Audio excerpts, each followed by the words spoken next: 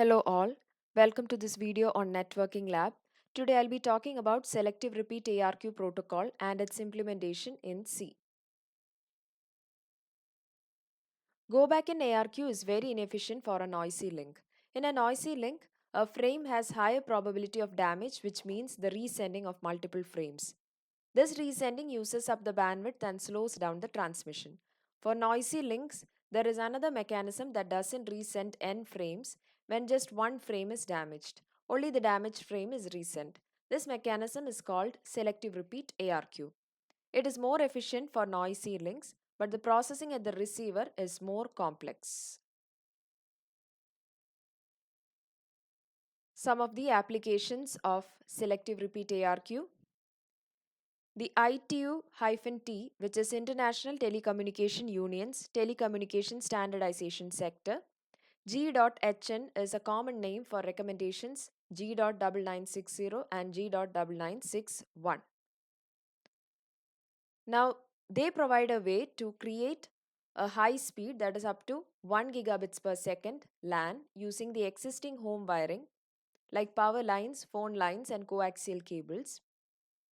This uses selective repeat ARQ to ensure reliable transmission over noisy media. The STA-NAG 5066 profile, which is a NATO standardization agreement specification for high frequency radio data communication, uses selective repeat ARQ with a maximum window size of 128 protocol data units.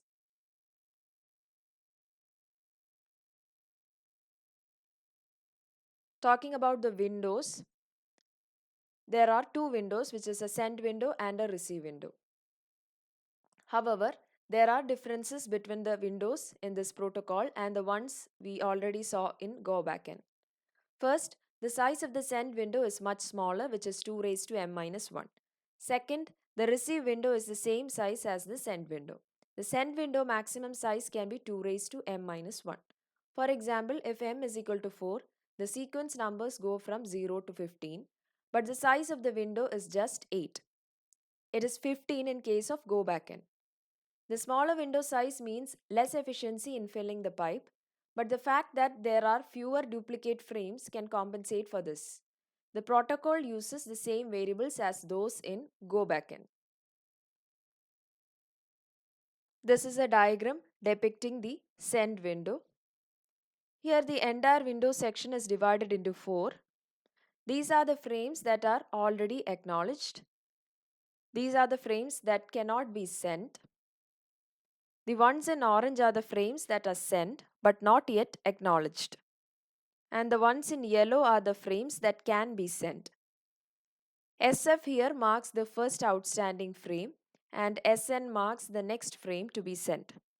This is the total window size, which is 2 raised to m minus 1. The receive window is totally different from the one in Go backend. First, the size of the receive window is the same as the size of the send window, which is 2 raised to m minus 1. The selective repeat protocol allows as many frames as the size of the receive window to arrive out of order and be kept until there is a set of in-order frames to be delivered to the network layer. Because the sizes of the send and receive window are the same, all the frames in the send frame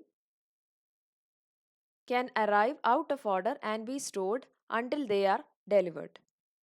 Receiver never deliver packets out of order to the network layer. Now this is the receive window. Here also we have different sections for the window. These are the frames already received. These are the frames that cannot be received. And here we see the frames that can be received and stored for later delivery. The colored ones are the ones that are already received. That is the ones in yellow.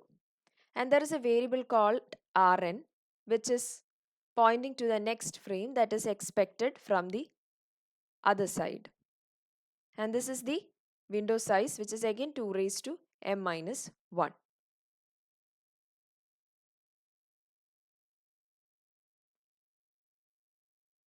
Now looking into the design. The design is somewhat similar to the Go backend, but a little more complicated.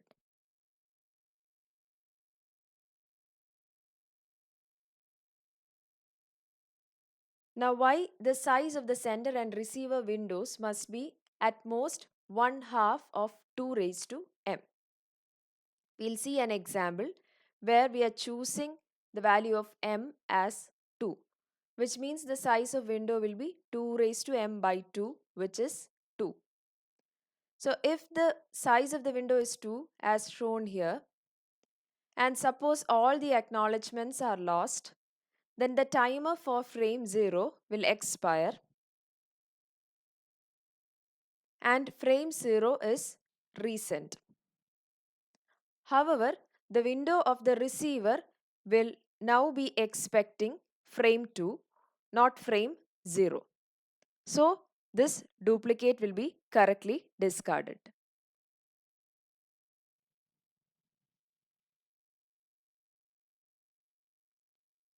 Suppose if the size of the window is taken as 3 and the same case all the acknowledgements are lost, then the sender will send a duplicate of frame 0 here in this case. However, this time the window of the receiver is expecting the frame 0. That is 0 is part of the window. So it will accept frame 0 not as a duplicate of the first frame, that is the 0 here, but it will take it as the 0 which belongs to the next cycle, which is this one. Now this is clearly an error.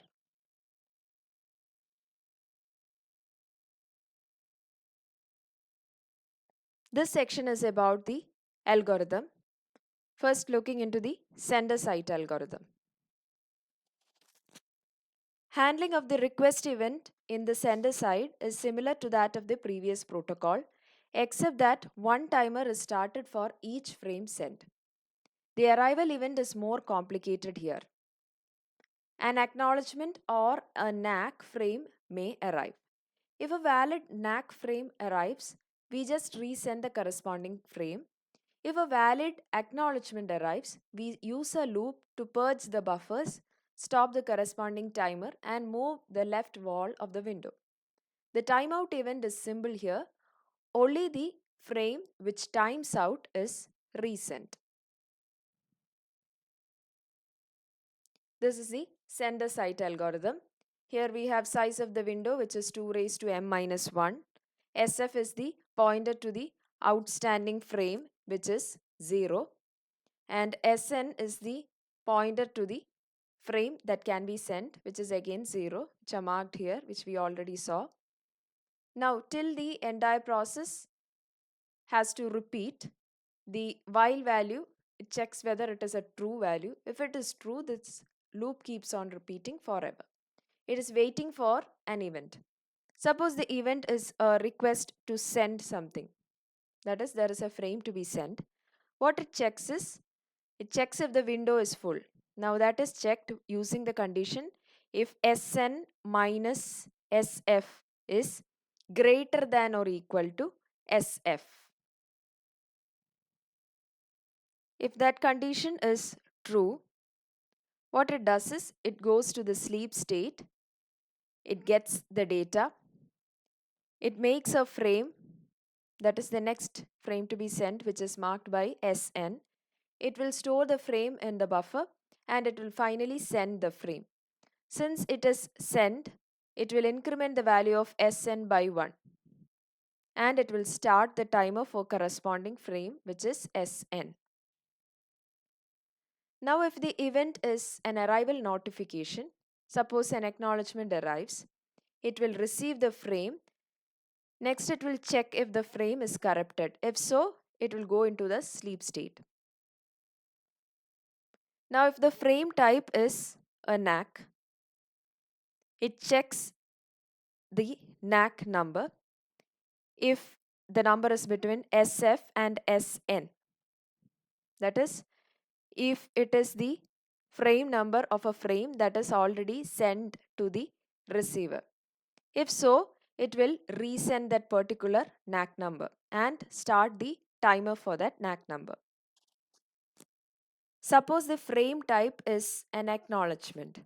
Then it will check if the acknowledgement number is somewhere between SF and SN. If so, it will check again if the value of SF is less than the acknowledgement number.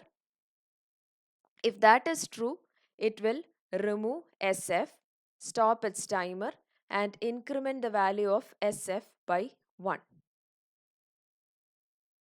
Finally, if the event is a timeout, it will start the timer and send the frame.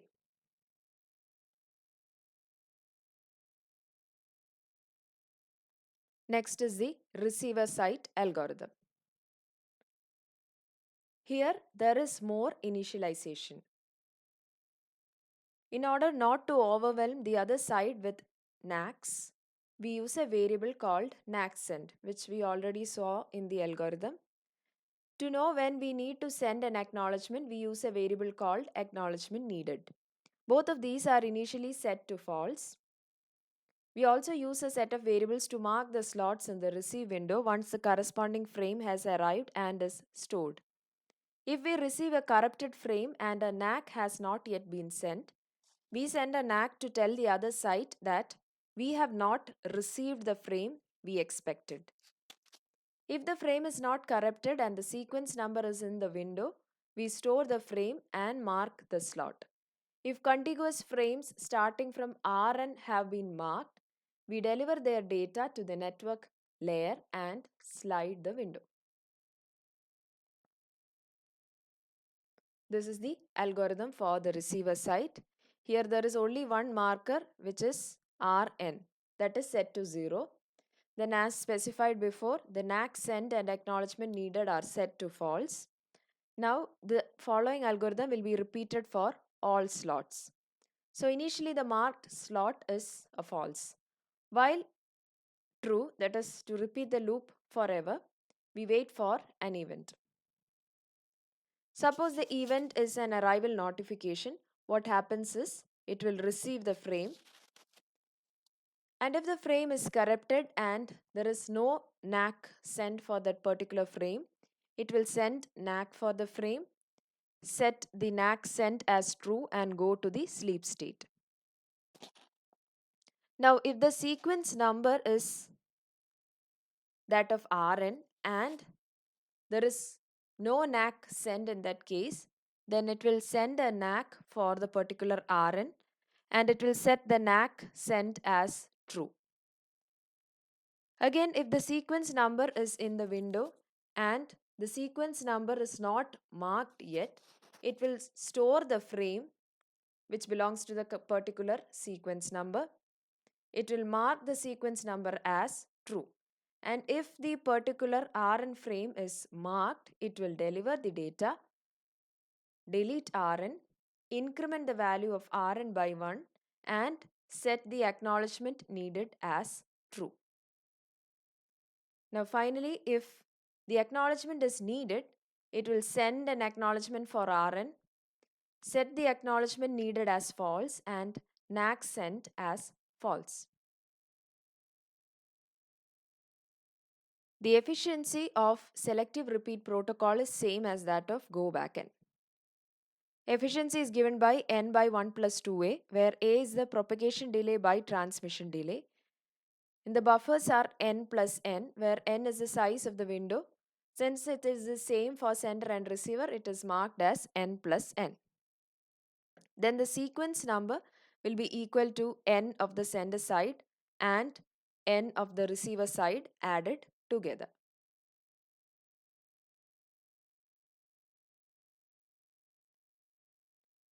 Now we will see some of the functions and header files used in the sender side. From the header file stdlib.h, we use the function called exit, which is used to cause the program to terminate normally. From the header file syssocket.h, we'll use the bind function, which will assign the address specified to socket that is referred to by the file descriptor. Then there is the accept function. it will extract the first connection request from the queue of pending connection request for listening socket, and it will create a new connection socket and return that value. Then there is the listen function that will mark the socket as passive, and it will be used to accept the incoming connection request using the accept function. Then there is the socket function which will be used to create an unbound socket, and it will return a file descriptor that is later used to operate on the socket. Then there is the header file netinet/in.h, from which we use the variable sheader, which is an unsigned integral type of exactly 32 bits. Then there is a sock header in structure that stores the addresses of Internet Protocol family. Then from the header file unisted.h, we use the read function which will read the number of bytes from the file descriptor specified into a buffer. Then the write function that writes the number of bytes from the buffer to the file referred by the file descriptor. Then finally the close function that will deallocate the file descriptor. Then there is the sleep function that will suspend the calling of process of next command for the specified time which is given as the argument. Then from the header file arpa/inet.h, we use htones function which will convert host byte order to network byte order. Then from the header file stdio.h, we use the printf to print the formatted output to the standard output. From the string.h header file, we use memset which will copy the unsigned character specified here to each of the bytes pointed by the pointer. Then there is string copy that will copy the string pointed to by the array to the corresponding variable specified.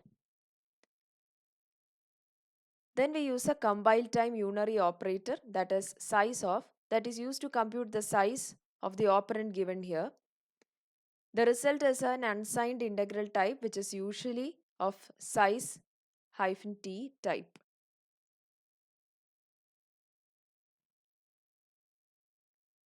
Now we look into some of the functions and header files used at the receiver side. So they are same as those from the sender side. From the stdlib.h we use exit function. From syssocket.h we use connect function. Connect function is requesting connection to be made on a particular socket. Then the socket function to create a socket. From netinet/in.h header file, we use sheader variable and sockheader-in structure. Then from string.h header file, we use memset and string copy. Finally, string length, which computes the number of bytes in the string to which it points, but it doesn't include the terminating null byte. From the unisted.h header file, we use the read function, write function and close function. From arpa inet.h, we use htones function. Then there is another function inetHeader that will convert an IPv4 address from a string to a dotted decimal representation into an integer. Then from stdio.h, we use the printf function to print the formatted output to the standard output. These are the screenshot of the demo transmission that I am going to program here. Here there is a sender and the receiver side, both of them having the same window size, which is 4. As already specified, SF, SN and RN are pointing to the corresponding frames here. First of all, the frame 0 is sent, so SF is pointing to that. SN will point to the next frame, that is the next to be sent. As frame 0 is received at the receiver side, the window is sliding 1 point. Now it will send an acknowledgement containing 1, which means it is expecting the frame 1. Now the SF and SN are aligned accordingly and it is sending the frame 1. So each time when a frame is sent, the timer is started for that particular frame and the timer stops when the frame is acknowledged. Now here frame 1 is sent but it is lost on the way. The sender keeps on sending the next frame, which is frame 2. But frame 2 is correctly received at the receiver. So what happens here is Rn is pointed to 1. But since 2 is within the window and 2 is received, it is marked with yellow color. And Rn is still pointing to 1 because it is expecting the frame 1. Since 2 is received, it cannot send this data to the network layer and to the application layer, which we already saw, because only the contiguous frames can be sent. So what it does is it will send a NAC containing the number 1, which means 1 needs to be resent since it's not received properly. So what happens is the timer for 1 will be restarted and the frame 1 will be sent again. Since 1 is received right now, the window is sliding 2 positions and Rn is currently pointing to 3.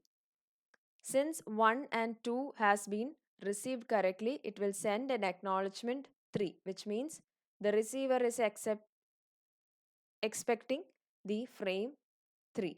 So that is acknowledged at the sender side.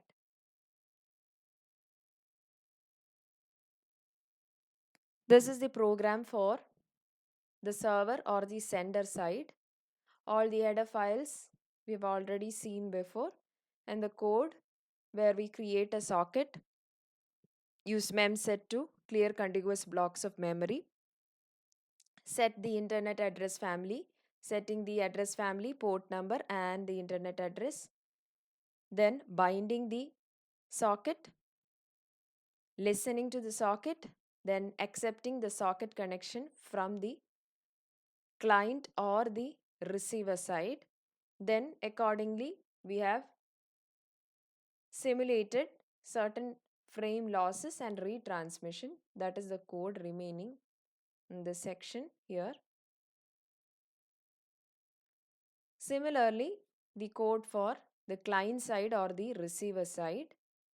Again, the header files, variables and the socket creation, memset to clear the contiguous blocks of memory, then setting of the internet address, memset again. Instead of send and receive, both the codes for sender and receiver are using read and write functions. Now read function will take data from the socket and write will write the data from the buffer to the socket, so that any file descriptor can take the data from the particular buffer or write data into that buffer. Then that is given here as read and write function.